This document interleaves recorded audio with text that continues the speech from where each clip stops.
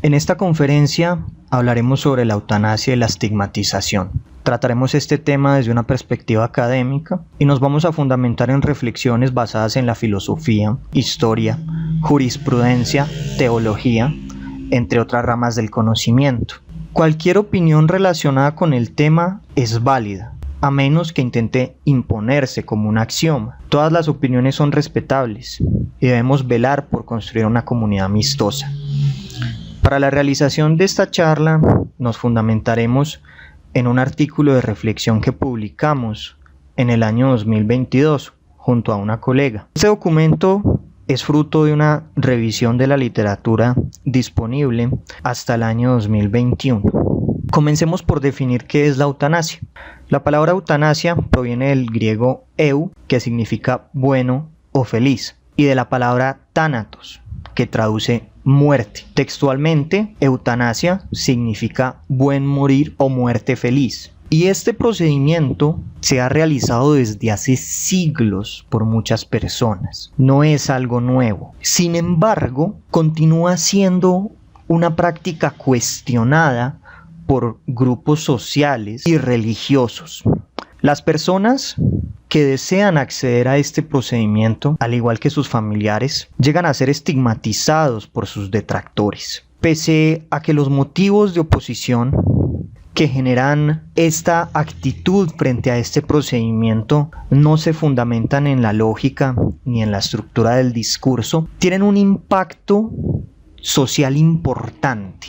Y en esta conferencia vamos a tratar la eutanasia de manera objetiva. La práctica clínica requiere la toma de decisiones complejas y la medicina apoya sus conductas no solo en el conocimiento fisiopatológico, biológico, anatómico, bioquímico y farmacológico. Un médico integral debe fundamentar sus actos en saberes humanísticos, y los saberes humanísticos involucran la filosofía, la bioética, la jurisprudencia y la historia. Y más allá de todo, un médico debe fundamentar su conducta en la empatía. Nosotros somos médicos por amor al servicio y eso nunca lo debemos olvidar. Las ciencias sociales, cuando se aplican en el ámbito clínico, estimulan el respeto a la vida digna, y esto es algo muy importante. Durante años, la perspectiva humana sobre la eutanasia ha evolucionado y se ha adaptado a diversos contextos históricos. Como habíamos mencionado,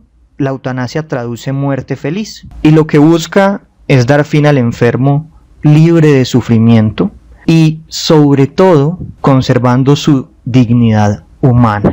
Esta decisión se realiza considerando la enfermedad, las relaciones interpersonales del paciente, la situación de la persona y sus pensamientos y sus temores. No es una decisión que se tome a la ligera, es una decisión que se toma a partir de la reflexión. Por ello, la legalización de la eutanasia, considerando el derecho universal, defiende la libertad y la autonomía del paciente.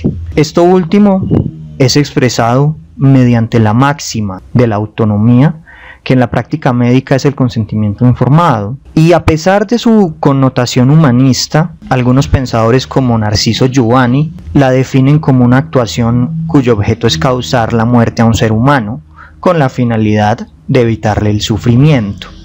Esto, según este mismo autor, se hace a petición de una persona que considera que su vida carece de la calidad mínima para ser considerada una vida digna. Esta definición dada por Narciso es compatible con la de homicidio por compasión. Es importante que nosotros conozcamos la postura también de otros autores. Debemos mencionar a Malaspina. Malaspina categoriza o cataloga la eutanasia como el asesinato de otro por petición propia, mencionando que en el derecho positivo los estados que regulan esta práctica exigen que sea llevada a cabo por un médico y ese médico debe constatar que el padecimiento del paciente es un padecimiento insoportable e incurable que está comprometiendo su calidad de vida. Sin embargo, Siendo críticos, la eutanasia y el asesinato son conceptos incompatibles, porque la primera es involuntaria. El asesinato es algo que por definición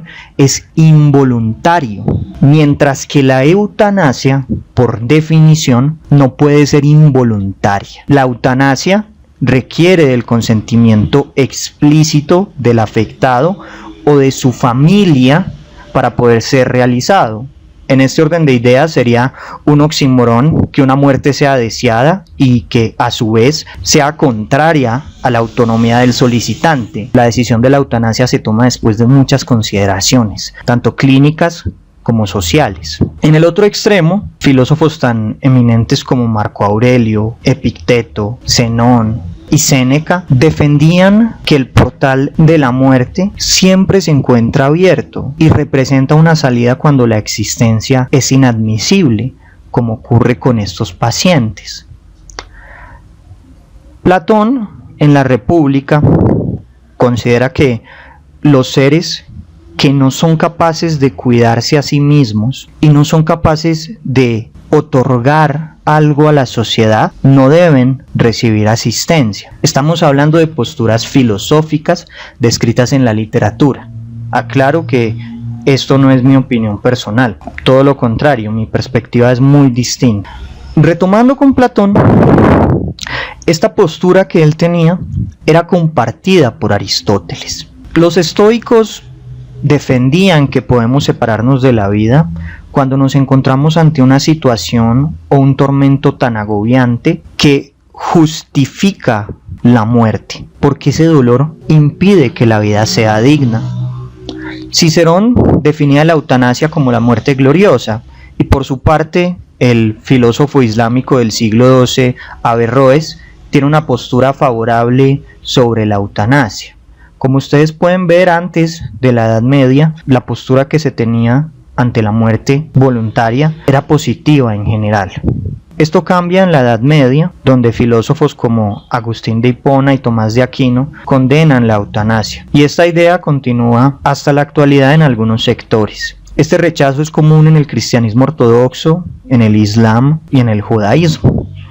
En el Renacimiento, Montaigne, en defensa de la eutanasia, afirma algo muy bello, que lo podemos ver en pantalla. Afirma que Dios da la inteligencia para decidir cuándo poner fin a un estado en el cual vivir es indigno. En Historia Vitae et Mortis, Bacon argumenta a favor de la eutanasia. Tomás Moro, en Utopía, distingue entre eutanasia y suicidio, considerando a la eutanasia como una práctica piadosa.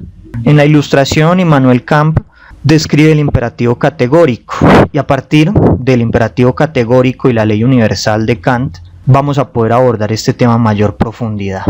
A partir del siglo XIX empiezan a aparecer filósofos positivistas, pesimistas filosóficos y existencialistas. Ellos aportan una opinión contradictoria sobre este tema. Por ejemplo, en Así habló Zaratustra se defiende la elección a una muerte libre, pero en otros apartados Nietzsche, por poner un ejemplo, lo considera como un signo de mediocridad.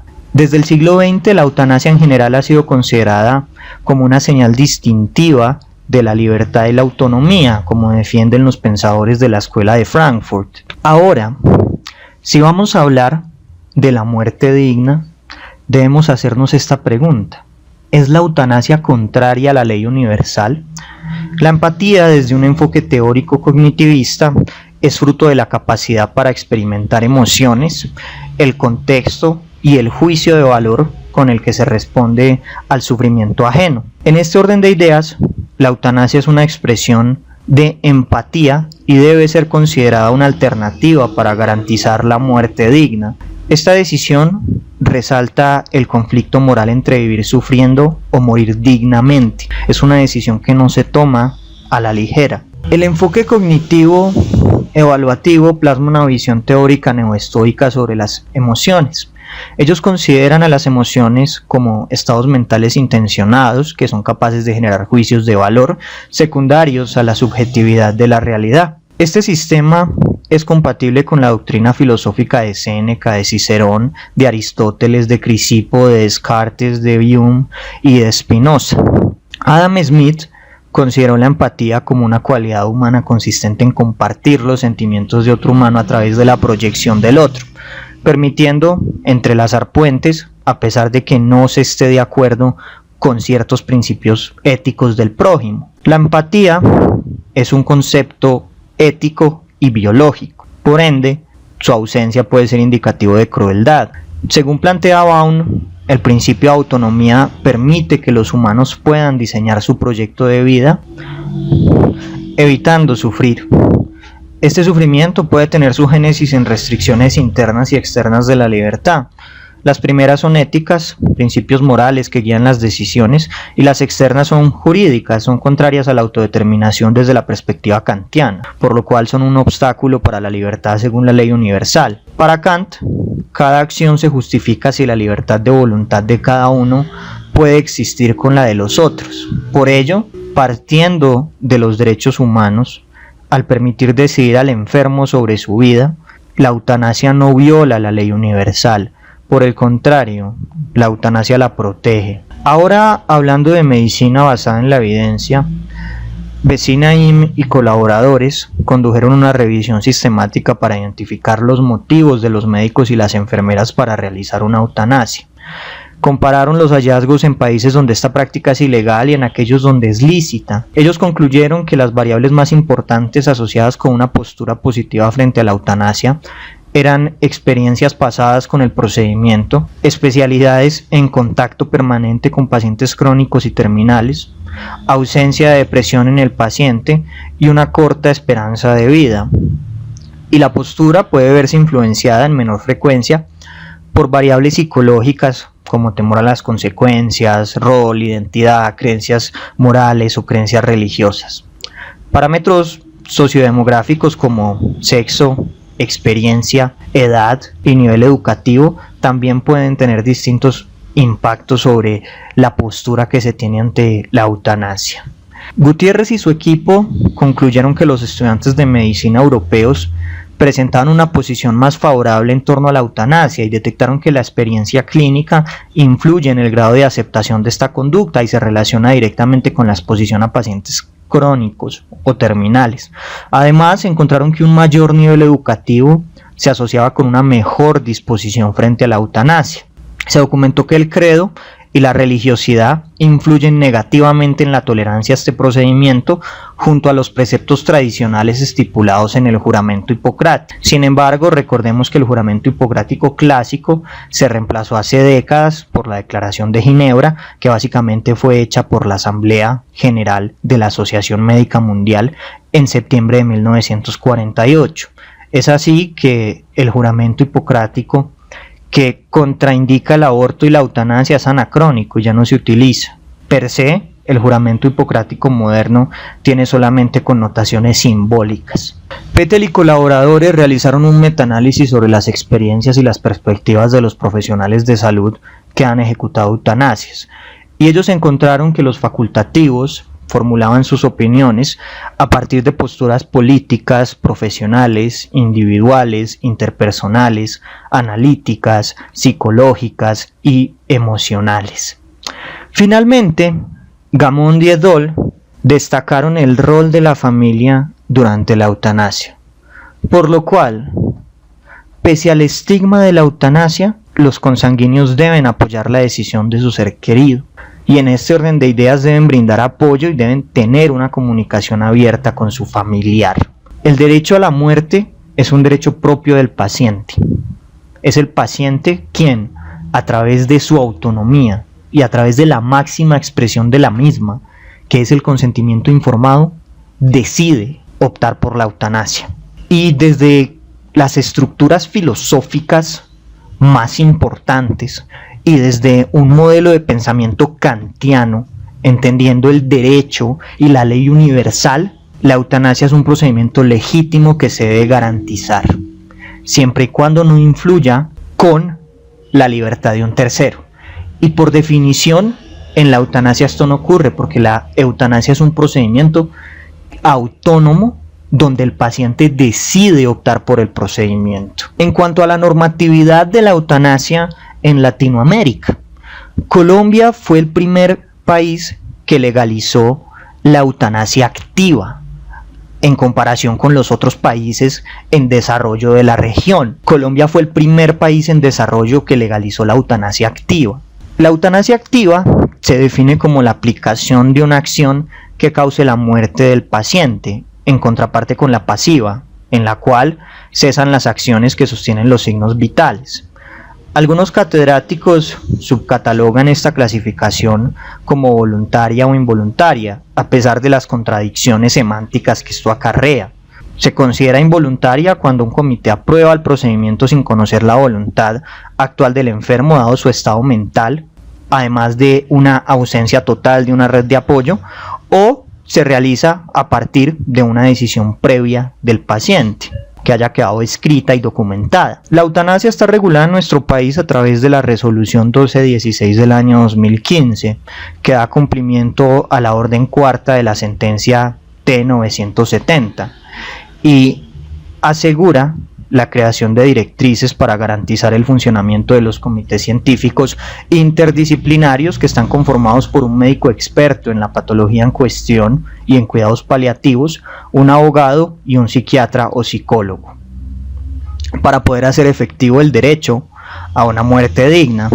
Y estos comités actúan bajo las condiciones definidas por las sentencias C239 del año 1997 y T970 del año 2014, en el contexto de un paciente en fase terminal, considerando obviamente la ley 1733 de 2014, que es la ley que reglamenta los cuidados paliativos a nivel nacional. Colombia en el papel es un país que está muy adelantado en el tema de la eutanasia. En la praxis no tanto, precisamente por el rol negativo que juegan ciertas instituciones y ciertos sectores dentro de la sociedad.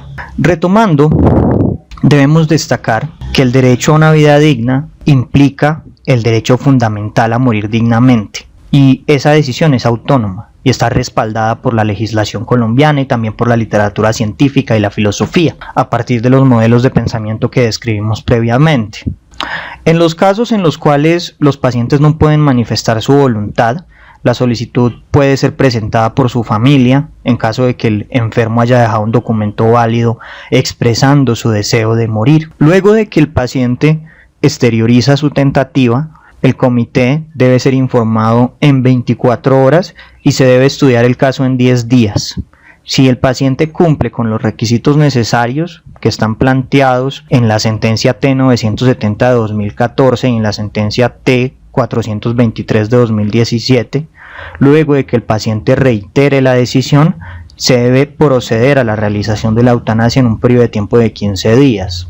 Procedimiento que debe hacerse luego de contar con un consentimiento informado y libre. La eutanasia debe ser ejecutada por un médico y el sujeto pasivo tiene que padecer una enfermedad terminal, si no, no se puede acceder a la eutanasia. A través de la resolución 0971 del año 2021 se establece el procedimiento de recepción, de trámite y de reporte, así como las directrices para el comité. En los menores de edad también existe legislación sobre la eutanasia. Se reglamenta a través de la resolución 0825 del año 2018 y permite que los menores de 6 a 14 años puedan optar por la realización del procedimiento luego de que se tenga un consentimiento de quienes ejercen la patria de potestad, y luego de los 14 años se brinda autonomía plena al paciente.